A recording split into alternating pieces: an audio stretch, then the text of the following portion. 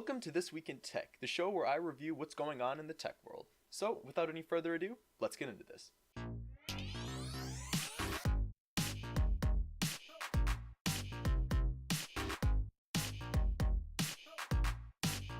So this week has actually been kind of a slow week for technology, but there has been one huge thing going on with Intel. Intel is actually releasing more CPUs in their Coffee Lake lineup. The first big release of this week actually occurred on Thursday, and they expanded their consumer desktop line. They introduced new CPUs such as, for example, the i3-8300, the i5-8500, and the i5-8600. Now, all of these CPUs aren't incredibly different from the original models such as the i3-8100 and the i5-8400, but what they do have is they have an increase in the clock speed, and in the case of the i3, they have an increase in the amount of cache in the CPU. And all of this comes at a price that's about $10 to $15 more than the original models, which, to be honest, to me isn't really worth it, and I don't know why they would release these CPUs, because in the case of the i3, it's only like a 100 megahertz upgrade, and you're paying $15 for it. But for some people, it might actually be worth it, especially if you're looking to get the most power that you possibly can at a lower price range. So the other thing that Intel actually did is they released their new low-power T-series for consumer-grade desktops and for power-conscious workstations. Now, these CPUs all have really low TDPs compared to the full-fat desktop versions,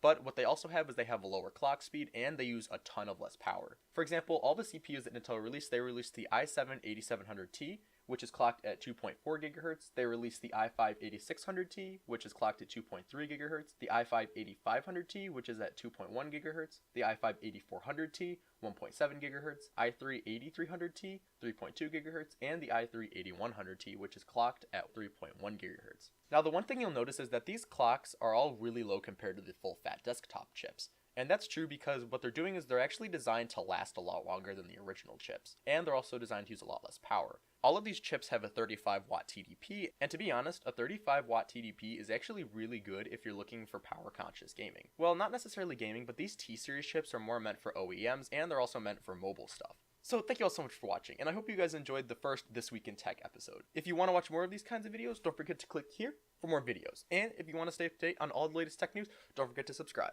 Thanks for watching, and I'll catch you in the next video.